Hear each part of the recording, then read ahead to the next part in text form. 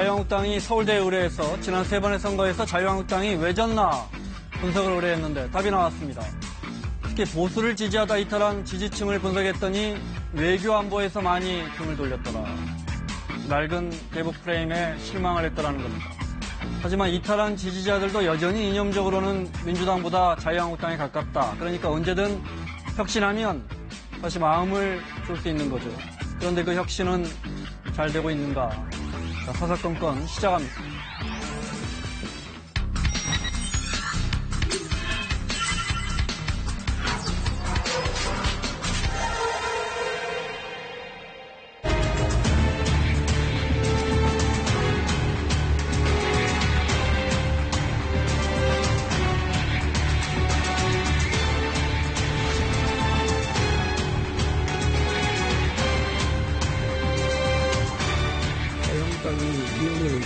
보내지 않음으로 해가지고 구성이 안 돼 있습니다. 지만원을 이용하면서 5.18 진상조사위원회가 출범하는 것을 실제로 막고 있습니다.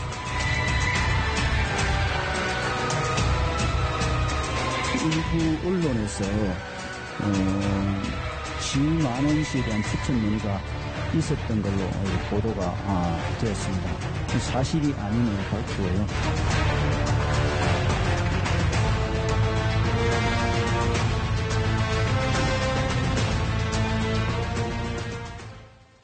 민주당 기동민 의원, 자유한국당 김연아 의원 자리했습니다. 두 분 어서 오십시오. 네, 안녕하세요. 반갑습니다. 네, 반갑습니다. 처음에 5.18 관련해서 하실 말씀 있다고요? 예, 오늘 아무래도 가장 뜨거운 뉴스가 좀 가슴 아픈 얘기이기도 하지만 그리고 첫 번째 주제와 관련되어 있는 것이기도 한데요. 5.18 당시에 계엄군 등에 의한 그 집단 성폭행 혹은 개별 성폭행 이런 부분들이 국가 차원에서 이 조사위를 구성을 해서 국방부, 여성가족부, 그다음에 국가인권위원회 이렇게 조사를 진행을 했는데 한 17건 정도가 그 사례로 확인이 되었고요. 훨씬 더 많으리라고 보여지는데요. 근데 이제 확인은 되었지만 가해자에 대한 조사권 이런 부분들이 없어서 대단히 좀 이렇게 불충분한 조사이고요. 지금까지는 정부 차원의 진상조사단의 결과가 나온 거죠? 네, 그렇습니다. 그래서 이제 그것도 심층적인 이 조사와 분석, 거기에 따른 처벌 이런 부분들이 현행돼야 되는 건데, 그러니까 국가 차원의 범죄이고 그리고 아픈 기억이고 과거이기 때문에 잊어먹고 그냥 넘어가는 것이 아니라 이런 부분들을 좀 명시적으로 예를 들어서 민간인 학살 문제라든지 또 이제 집단 발포자 문제라든지 헬기 사격 문제라든지 안매장 문제라든지 이런 몇 가지 문제들에 대해서는 진상을 철저하게 좀 규명을 해야 된다. 그래서 국회에서 지난 2월 달에 5.18 특별법을 통과를 시켰거든요. 진상규명 특별법을 통과를 시켰고 그때 물론 여야 간에 좀 논란이 있었습니다만 9월 14일부터 진상규명위원회가 정식 활동을 이렇게 재개가 아니라 처음 시작하게 법에 명시가 되어 있습니다. 이미 시한은 지났군요. 시한이 지났습니다. 벌써 아쉽게도 한 달 반 정도가 이렇게 지났는데요. 주요하게는 간단하게 부탁드리겠습니다. 진상조사위원이 9명인데 그중에 이제 더불어민주당이 4명, 그다음에 자유한국당이 3분, 바른미래당이 1분, 그다음에 국회의장이 1분 이렇게 되어 있는데 다른 분들은 다 추천을 했어요. 근데 이제 자유한국당에서 지금 3분의 위원들을 추천을 하지 못해서 정상적으로 가동되고 있지 못하거든요. 그래서 차제에 오늘 그런 어떤 이 계엄군에 의한 집단 성폭행 이런 부분들이 국가에 최초로 확인이 되었기 때문에 여기에 대한 진상조사 작업을 시급하게 서둘러야 되는데 이 진상조사위원회가 제대로 구성되어 있지 않기 때문에 어렵다는 이런 말씀을 드리고요.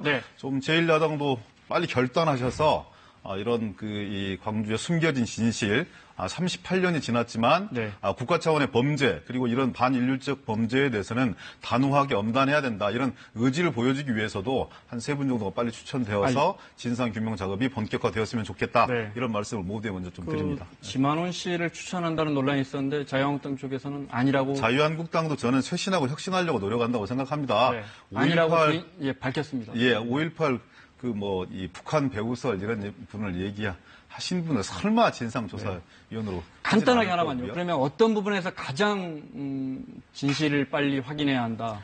다 마찬가지지만요. 제일 필요한 부분은 어떤 거라고 생각하세요? 군인들도 대단히 좀 수동적으로 움직인 측면들도 있고 또 개인에 따라서 대단히 자극적이고 공세적으로 움직인 사람들도 있겠지만 가장 큰 거는 그 집단 발포, 사격, 헬기 기총소사 네. 이런 걸 명령한 책임자. 사람이 누구냐, 네. 네. 책임자가 누구냐. 네. 이런 알겠습니다. 부분들을 이렇게 파헤쳐내야 그 다음에 과제들이 좀 해결되지 않겠습니까? 무슨 말씀인지 알겠습니다. 자, 저희가 준비한 순서 가겠습니다. 막바지 국감 짚어보겠습니다. 지난주에 아파트 주차장에서 집요하게 쫓아다니던 전 남편이 와서 살해한 사건 아시죠? 어제 여성가족위원회 국감에서 그 살해당한 어머니의 딸을 직접 불러서 이야기를 들었습니다.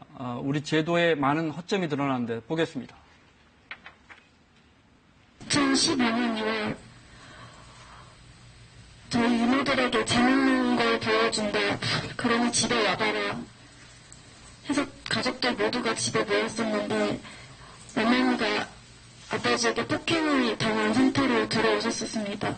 그때 상태가 어땠습니까? 보셨을 때? 얼굴에 주름 지우고조차 없을 정도로 맞아서 얼굴이 부어 있었던 상태였습니다. 제가 경찰에 신고를 했고 가해자는 겨우 2시간 만에 풀려났어요. 그리고 신고자에 대한 추가 조사도 없었습니다. 용기내 신고했음에도 무시를 당했었어요. 한 번도 신변 보호를 해준 적은 없었다 이 말씀이시죠? 최근까지도? 맞습니다. 아빠가 흥신소에 의뢰를 동생의 뒤를 밟았던 적도 있었고요. 그리고 또 차량에 GPS를 부착을 해서 엄마의 동생을 파악하기도 했었어요. 주소지가 아무리 분리되었다 하더라도 가족관계 증명서 등 서류를 통해서 정보 유출에 문제가 있다고 봅니다. 제2, 제3의 피해자가 더는 없도록 실질적인 법을 제정해 주시길 원하고 피해자 가족의 신변을 보호해 줄 수 있는 구체적인 법 제정과 개정이 이루어지길 원합니다. 지금 유가족의 신변 보호를 위해서 가림막 뒤에서 인터뷰를 한 거죠? 네. 맞습니다. 그리고 또 음성 변조도 되고 음성 변조가 저 현장에서 된 겁니까? 네. 그리고 그렇군요. 이제 또 오갈 때도 네. 이렇게 우산 같은 걸로 해서 얼굴이 유출되지 않게 해서 아마 신변 국회 보호가 잘 차원에서 됐군요. 신변 보호는 충분히 네. 이루어졌던 것으로 보고 있습니다. 자, 핵심은 이런 전 아버지죠. 그러니까 아버지죠. 네. 전 남편. 네. 신변보호 요청을 했지만 공권력이 막아내지 못하더라는 거 아닙니까? 예, 근데 이게 지금 이제 이 사건뿐만이 아니라 우리 사회에서 가까운 사이에 또 남편, 또 심지어는 남자친구, 이렇게 가까운 사이에 정말 이런 아주 끔찍한 사건이 굉장히 많이 일어나고 있는데요. 특히 이제 가족 같은 경우에는 경찰이 그 현장에 출동을 하더라도 갑자기 가해자가 태도를 바꿔서 아주 유연한 태도를 들이거나 뭐 잘못했다거나 이렇게 하게 되면 경찰이 깊게 관여하지 않는다라는 아주 근본적인 문제가 있습니다. 지금 이번에는 부인과 관련된 건데요. 저희가 이번에 여성가족위원회 국감을 하면서 이제 폭행을 당한 학생이 있었어요. 가해 아버지인데 그 학생이 아버지를 피해서 다른 학교로 전학을 갔는데 아버지라고 찾아가가지고 학교에 가서 자기 아이가 어디로 전학했는지를 가르쳐달라고 하는 경우인데요. 무방비 상태로 그걸 정보를 가르쳐주는 일이 곳곳에서 일어나고 있더라고요. 그래서 우리가 여태까지는 아이는 아버지 피해서 다른 데로 전학 갔는데. 네. 근데 그 정보를 아버지한테 그대로 그냥 학교에서 알려주는 경우가 있어요. 네, 그렇죠. 그래서 저는 이 부분은 우리가 그동안 가정의 문제로 또 남녀 간의 어떤 둘의 사사로운 문제로만 방치하고 있던 문제들을 조금 국가적인 문제, 사회적인 문제로 들고 나와야 된다고 생각을 하고요. 지금 피해자께서 어떤 처벌적인 조항에 대해서 많은 법제도 개정을 요구하셨는데 저희가 지금 꼼꼼히 보고 있습니다. 그런데 이제 저희가 보면은 뭐 우리가 드라마에서도 많이 목격하는데요. 반의사 불벌죄라고 피해를 받은 사람이 내가 처벌을 원치 않는다라고 하면 처벌을 안 하는 조항이 있습니다. 가족끼리. 그렇죠. 근데 이제 사실은 어떤 볼모를 잡고 그런 협박을 하고 있는지 알 수가 없고요. 또 요즘 청와대 이 가족도 청와대에다가 그 청원을 넣은 게 심신미약자라는 이유로만으로 해서 그냥 간단한 처벌만 받고 나오는 거죠. 이 사건 같은 경우에도 아버지가 공공연하게 그랬다는 거예요. 이 사건 같은 경우에 어머니를 폭행하고 경찰에 신고해서 아버지를 잡아갔는데 바로 그 다음날 풀어줘가지고 다시 돌아왔다는 거 아니에요, 아버지가? 그렇죠. 그러니까 이제 그 자리에서 제가 잘못했다, 다시는 안 그러겠다라고 하면은 경찰은 그냥 속수무책으로 놔둔다는 거죠. 그래서 이게 이제 공권력이 가정사에 얼마만큼 개입할 수 있느냐의 논란을 가져올 수는 있는데 법 개정부터 또 우리가 이런 신고가 들어왔을 때 지금보다는 더 좀 철저하게 보호하고 격리하는 일들, 좀 주의를 기울이는 일들을 해 나가야 될 것으로 생각이 됩니다. 저는 그러니까 작년까지만 하더라도 이 가족 간의 살해 사건이 일어나는 게 55건에다가요. 동거 한 사이 혹은 애인 간에 일어나는 살인 사건도 263건입니다. 엄청난 사회 문제가 되고 있고요. 외국 같은 경우는 유아를 잠깐 그 실수에 의해서 방치한다 하더라도 바로 법적인 구속력이 들어가는데 우리는 가족이니까, 부부니까 부당탕탕 윗집에서 무슨 소리 나는데 부부싸움 하는 거잖아. 그럼 부부싸움을 하는 게 아니거든요. 일방적인 폭력과 폭행을 당하고 있는 겁니다. 이런 이 가정의 문제에 대해서 가정폭력 문제에 대해서 너무나 느슨하고 그리고 좀 안이한 인식 이런 부분들이 결국은 이런 끔찍한 참화를 저는 만들어낸다고 보여지고요. 법제적인 정비뿐만이 아니라 차제에 가정폭력 그리고 부부간의 폭력, 가족 간의 폭력 이런 부분에 대한 엄정한 정의 규정부터 시작해서요. 너무나 허술하잖아요. 2차 폭력을 방치한 거고 공권력이 사실상 조장하지는 않았지만 살인을 방조한 것이거든요. 그래서 법의 실효성들을 높여내기 위해서는 그냥 지금 그냥 접근 금지하고 임시 조치하고 보호 조치하고 이런 정도로 끝나는 거잖아요. 어떠한 실효성을 갖지 못합니다. 법적 강제력들을 갖지 못합니다. 형량도 좀 높여야 되고요. 그리고 실질적인 근절 대책을 만들어낼 수 있는 그런 법과 제도의 개선과 정비가 필요하다. 이렇게 이야기하셨지만 접근 금지 신청해가지고 받아들여줘도 접근한다는 거 아닙니까? 유명무실해서 입법 차원에서 바꿔주셔야 되는 거 아니에요? 그러니까 이제 저희가 근데 이게 법으로 많이 만들었는데도요. 실제로 인식이 굉장히 안 바뀌어지는 경우가 있어요. 그러니까 예를 들어서 아까 말씀드린 것처럼 주민등록을 옮기고 내 정보를 공개하지 말아달라고 신청하는 제도가 있어요. 근데 동사무소에서 그거 자체를 인지 못하고 그런 그냥 제도가 있어요? 있습니다. 모르셨죠? 예.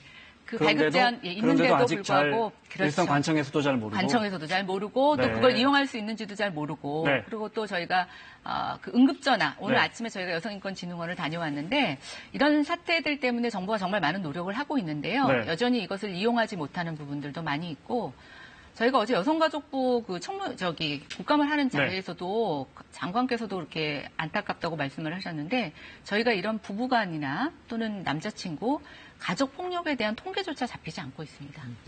알겠습니다. 얼마가 일어나는지도 지금 못 쳐서 굉장히 안타까운 상황입니다. 정치권 이야기 좀 하겠습니다. 잠재적 대권 주자로 분류되고 있는 여야의 두 분이 설전을 벌이고 있는데요. 화면 잠깐 보겠습니다. 황교안 전 총리 요즘 부쩍 출판기념회 이후에 대외 활동이 잦아졌습니다.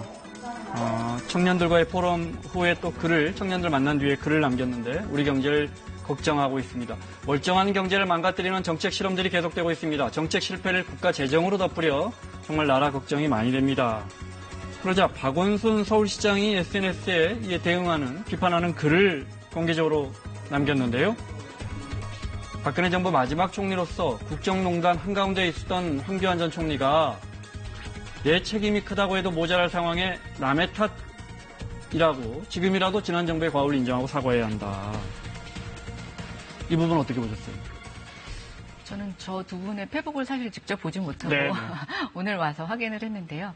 일단 저분들이 잠재적인 대권 후보가 맞으신가요? 잘 모르겠습니다. 어려운 질문이에요. 그래서 대권 세간에서는 두 분을 대권 주자라고 다 인정을 하죠. 그래요? 잠재적요? 근데 모르겠습니다. 저는 이제 정치한 지 얼마 안 됐지만 이게 대권이 임박하기 전까지는 정말 어떻게 될지 아무도 모르는 거거든요. 그래서 지금 박원순 시장이 지적한 건 이겁니다. 지금 경제를 지적할 만한 자격이 있느냐라는 질문 같아요. 그 부분 어떻게 보십니까? 근데 이제 우리가 저분도 이제는 총리에서 자유인으로 물러나 계신 부분이고요. 또 그걸 언론 보도를 하신 것도 아니고 개인 페북에서 충분히 저는 하실 수 있는 얘기라고 생각하고요. 정보 지적은 할 수 있다. 우리 누구나 다 얘기할 수 있는 거 아닙니까? 그리고 박원순 시장님 근데 왜 이렇게 황교안 전 총리의 경제 발언에 전문가시잖아요. 특히 지금 야권에서는 경제에 대한 비판을 많이 합니다. 근데 이제 저는 그렇게 생각합니다. 이 야권의 지금 비판이라고 하셨지만 우리가 실물 경제에 나가 보시면 경제가 너무 어렵습니다. 그래서 단순히 그게 야당이 비판을 위한 비판이라기보다는요, 굉장히 실제로 경제가 어렵다. 그래서 그 경제 어려운 거에 대해서 사람들이 한마디씩 보탤 말이 없는 사람은 저는 없다는 생각이 듭니다. 황교안 전 총리는 입당으로 기우는 것 같아요. 여러 분석들을 보면요. 물론 지켜봐야겠지만 당권 도전한다는 이야기도 많이 나오고요. 어떻게 보십니까? 자유한국당의 혁신과 쇄신을 위해서 저는 단호히 반대합니다. 아픈 것은 황교안 전 총리의 글에서 경제에 대한 어려움 이런 부분들을 얘기를 했을 때 금방 김연아 의원께서 말씀 주신 것처럼 혹은 많은 국민들께서 그 얘기는 맞는 거 아니야? 이런 공감을 자아낼 수 있는 구석이 있어요. 그 부분이 아픈 거죠. 황교안 전 총리 같은 분이 얘기할 수 있을 정도로 그렇게 상황이 어려워졌다는 것에 마음이 좀 많이 아프고요.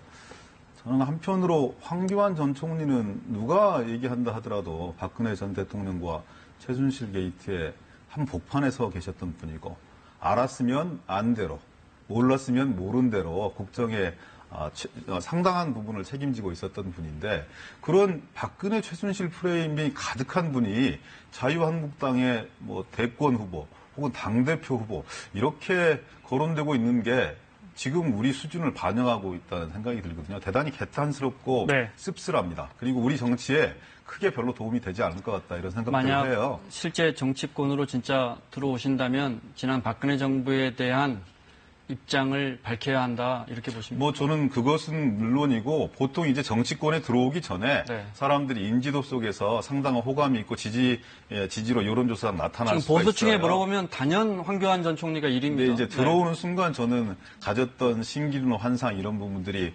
급전직하할 수밖에 없다고 생각하고 저희 더불어민주당 입장에서는 이런 분들이 상대 당의 대권 후보나 이게 당대표 후보로 거론되는 게 정치적 유불리 속에서 크게 불리할 바 없으나 저는 대한민국의 정치 발전을 위해서 오히려 자유한국당이 새로운 분들을 키우고 내부에서 사람들을 발굴하고 그렇게 해서 국민들께 보수가 스스로 혁신하는 모습을 보여야지 지금 반짝 대중적 인기가 이만큼 있다고 해서 그런 분들이 당의 어떤 표상과 얼굴로 상징화되는 것은 대단히 위험하고 바람직스럽지 않다. 황 전 총리가 대선 주자나 정치권에 들어오는 게 크게 불리할 것은 없으나라는 말이 귀에 들어옵니다. 여유로우시네요, 민주당이. 지금 그 앞으로 대통령이 지금 새롭게 문재인 정부가 출범한 지 1년 반이 지났고 아직 많이 남았는데 다음 대선에 대해서 뭐 유불리나 남의 당의 대권 후보가 누가 나오는지를 저는 걱정하실 단계는 아니라는 생각이 들고 제가 만약에 대통령이라면 아니 벌써부터 내 다음 얘기를 해? 이러면서 약간 서운하실 것 같다는 생각이 들고요. 저는 그것보다는 지금 정부 출범 1년 이후에 초기에 하려고 했던 일들이 제대로 지금 시행되고 있는가. 그리고 또 본인들은 항상 좋은 의도로 시작하셨지만 지금 경제 상황이나 외교 상황 자체가 굉장히 저희가 예상했던 것과는 좀 다르게 움직이는 부분들이 있고 또 지금 뭐 굉장히 여러 가지 경제 부분에서는 악재를 얘기하면서 퍼펙트 스톰이라는 얘기도 지금 막 굉장히 공공연하게 나오고 있습니다. 그래서 사실 지금 저는 저희 당의 혁신의 문제는 저희 당의 문제라고 생각해요. 근데 이제 민주당에서는 저는 진짜 고민하셔야 되는 게 이 문재인 정부가 이 경제 난국을 어떻게 헤쳐나갈지 그거에 대한 부분들에 더욱더 역점을 두시는 게 저는 지금 시급한 일이라고 생각합니다. 조금만 코멘트를 해드리면요. 오늘 기회가 되어서 당대표 정책위원장 이런 분들하고 점심을 같이 하면서 그런 생각을 했어요. 또 그런 얘기가 오고 왔는데 주식 한 주도 없는데 오늘 점심 먹고 나니까 겨우 2,000선을 회복했더라. 사실 밤잠 못 이루죠. 그리고 대통령은 얼마나 이런 상황에 대해서 위기로 인식하고 힘들어하고 계시겠습니까? 경제가 어렵다. 그리고 뭔가 이 거시지표 이런 부분을 얘기하기 전에 먹고 사는 문제, 중산층과 서민의 문제 이런 부분들이 고통받고 있다는 것에 대해서 누가 부정하겠습니까? 부정하지 않습니다. 그 대안과 그 해법들을 찾기 위해서 끊임없이 노력하고 있는 거고 어떤 이 정서적 공감대와 공통 분모 그리고 여야 간의 협치적 관계 속에서 생산적인 대안들을 만들어내기 위해서 노심초사하고 있습니다. 저희도 잘 하시기를 바랍니다. 경제 문제는 사실은 어느 정당만의 문제가 아니니까요. 알겠습니다. 앞서 제가 오프닝에서 말씀드렸는데 지난 3번의 선거에서 자유한국당이 왜 졌나 자유한국당이 서울대 한국정치연구소와 사회발전연구소에 분석한 결과를 어제 의총에서 발표했다는데 혹시 의총에 계셨었어요? 제가 공교롭게도 어제 그 시간에 어제 김성태 원내가 많이들 안 계신다고 서운해하던데. 아니에요. 저는 어제 그 남북경제협력 특위가 이제 구성이 돼서 어제 첫 모임이 있었어요. 그래서 이제 어제 저는 거기도 중요한 자리죠. 그 모임에 가느냐고 요 발표는 듣지를 못했습니다. 그래서 이제 나중에 언론에 나온 자료와 이제 당에서 좀 일부 자료를 배포해 주셨더라고요. 그런데 눈에 띄는 게 한두 가지 있습니다. 그 중에 지난 대선에서 그러니까 지지난 대선에서 박근혜 전 대통령을 찍었는데 서울대 연구 결과 지난 대선에서 홍준표 후보를 찍지 않은 이탈자라고 분류한 사람들에게 물어봤더니 왜 그랬냐 물어봤더니 대부분 사회 문제가 아니고 외교 안보 이슈에서 등을 돌렸다는 거예요. 그러니까 구 프레임에 오래된 이 안보 프레임에 분단 프레임에 갇혀 있는 거 아니냐라는 지적 꾸준히 나왔었는데 어떻게 보면 굉장히 과학적으로 입증이 된 거거든요. 네, 이번에 이제 사실은 뭐 박근혜 대통령과 홍준표 후보를 누가 찍었느냐라고 하는 그런 계층을 구분해서 또 네. 이제 심층적으로 물어봤기 때문에 저는 굉장히 의미 있는 조사였다고 생각이 됩니다. 그래서 네. 결국 저희가 이제 문재인 정부 들어서면서 외교 환경이 굉장히 급변했죠. 그런 측면에서 자유한국당이 그런 급변하는 외교 환경에 사실 유연하게 적응하지 못했다라는 부분은 인정하고 싶습니다. 근데 네. 제가 어제 이 조사에서 저는 사실 좀 다른 글자가 더 많이 눈에 띄었는데요. 경제사회적으로는 여전히 자유한국당을 지지한다라는 네. 멘트였습니다. 그래서 저는 이게 두 가지로 해석이 되는데, 지금 정부에 대한 기대감에서 굉장히 많이 실망을 했구나. 또 하나는, 그동안 보수 정권이 했던 경제나 사회정책 안에서도 이 지지층들이 지지하고 기대하는 부분들이 있구나라는 생각이 들어서 저희 자유한국당 내 혁신 방향에 저는 어제 좋은 포인트가 되는 지적이었다고 생각이 됩니다. 그러니까 외교와 안보 관련해서 이른바 수구 프레임에 갇혀 있어서 그렇지 지금 말을 바꿔 말하면 경제 사회 분야에 대해서는 여전히 등을 돌린 보수층 지지자들도 여전히 마음은 다시 자유한국당으로 돌아갈 수 있다는 것이 입증된 것이고요. 네. 저는 정책과 노선 대단히 중요해요. 가치와 철학 정말 중요합니다. 네. 근데 그것 이전에요. 국민들이 주목하는 게 있어요. 이게 언론 기사입니다. 어제 자유한국당 그 의원총회를 바라보는 언론 기사예요. 절반 참석하고 네. 절반은 졸았다는 거예요. 네. 이게 이제 보수적인 언론지에서 나온 이 헤드라인. 중앙일보 기사군요. 네. 예.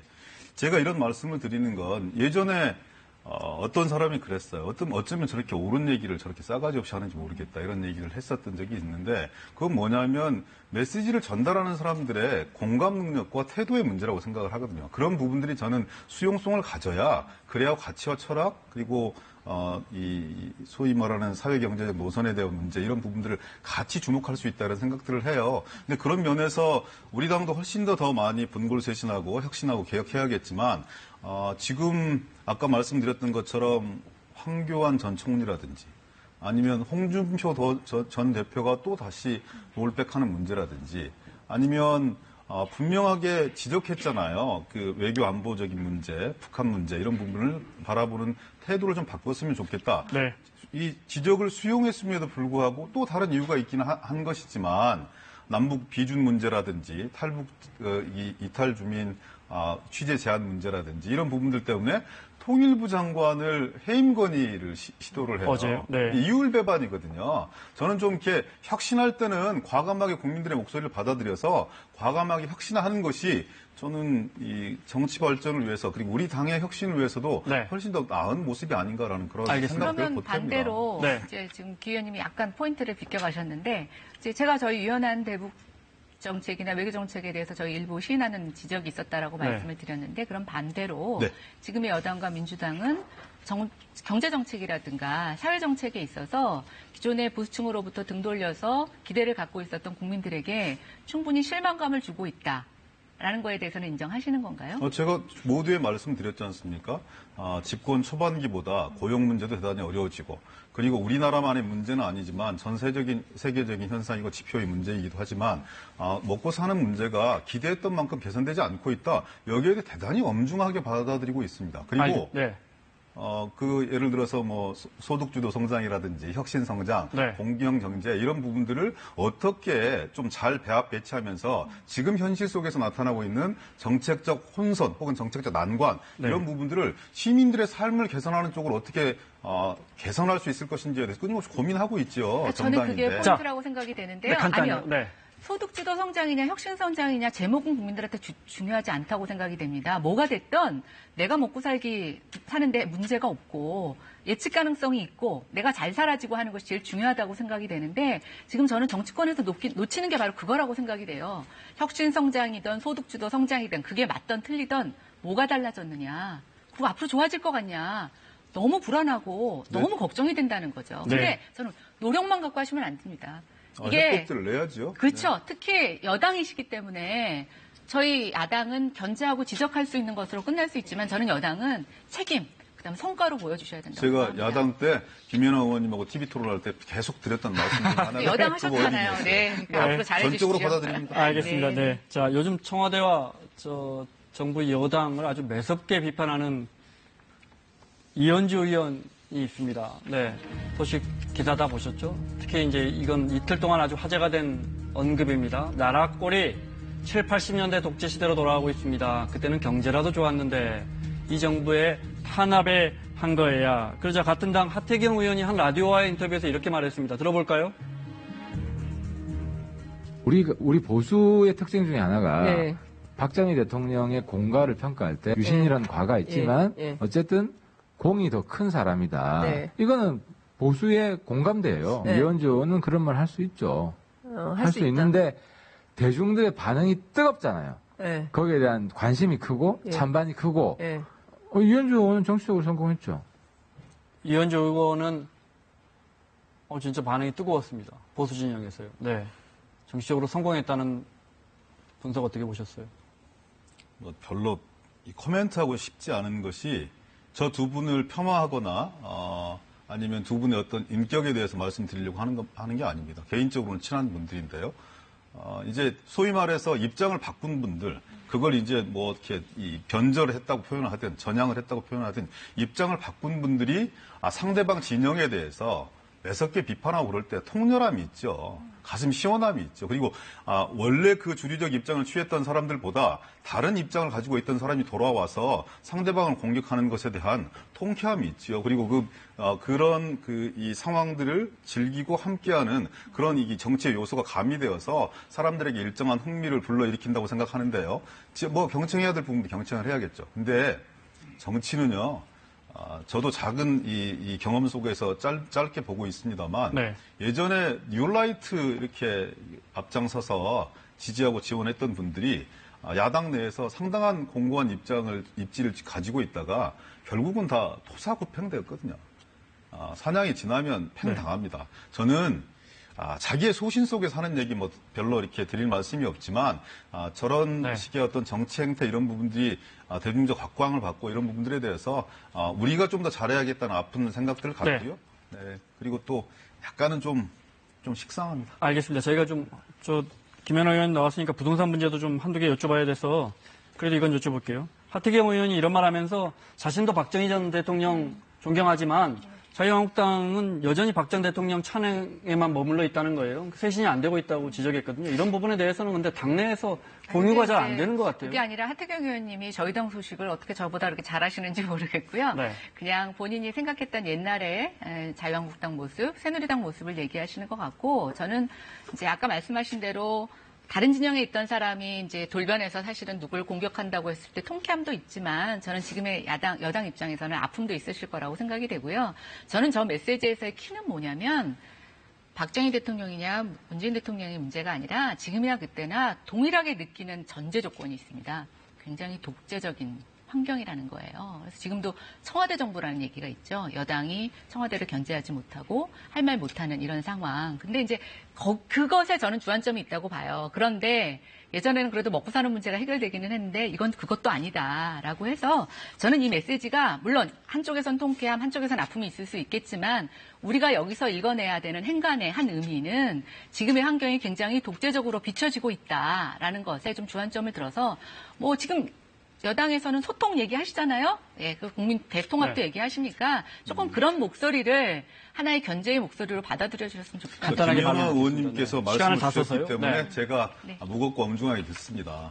독재적 요소가 있는지 잘 판단해 보겠고요. 다만 국민들이 여러 가지 어려움이 있음에도 불구하고 지금 1년 반 이상이 지났는데 지금도 국정 운영을 60% 정도 지지선을 유지를 해주시는 것이 또 어떤 의미가 있는지에 대해서 저희들 역시 잘 해석하고 더 노력해야 될 과제들에 대해 천착하겠습니다. 알겠습니다. 오늘 부동산 이야기는 못하겠는데 저희가 끝으로 준비한 돌발 퀴즈 있는데 이거 풀고 마무리하겠습니다. 네, 재미삼아서 하나 풀어보시죠. 네. 다음 중 실현 가능성이 가장 높은 것은 1. 이현주 의원의 자유한국당 입당, 2. 임종석 실장의 대선 출마, 3. 민주당과 민주평화당의 합당, 김부선 씨의 고소 취하. 기동민 의원의 의견부터 들어볼까요? 너무 좀 식상한 답변을 들으실 것 같아서. 네. 또 별 정답이 없는 것 같습니다. 아, 정답이 없다고요? 예, 예. 네. 이 중에 다 실현이 안 될 것 같습니까? 저는 그렇게 지금 차원에서 실현이 안 되길 희망합니다. 희망한다. 네. 네. 저도 김연아 굳이- 의원의 굳이 답을, 네. 가장 제 희망사항이라기보다는 네. 저기 당사자 중에 한 분의 희망사항이 될 것 같은데요. 저는 뭔지 알겠습니다. 2번. 아, 2번이라고요? 네, 네. 네. 알겠습니다. 네. 아니요, 지금 뭐, 네. 이쪽에 비서실장이고 가장 실세이신데, 요즘 네. 보니까 가장 적극적으로 구체적인 행위를 통해서 노출이 되고 계신 것 같아서요. 그나마. 지적을 하니까 크게 보이는 거 아닙니까? 모르겠습니다. 여기까지 듣겠습니다. 지금까지 민주당 기동민 의원, 자유한국당 김연아 의원과 함께 했습니다. 두 분 고맙습니다. 네, 고맙습니다. 감사합니다.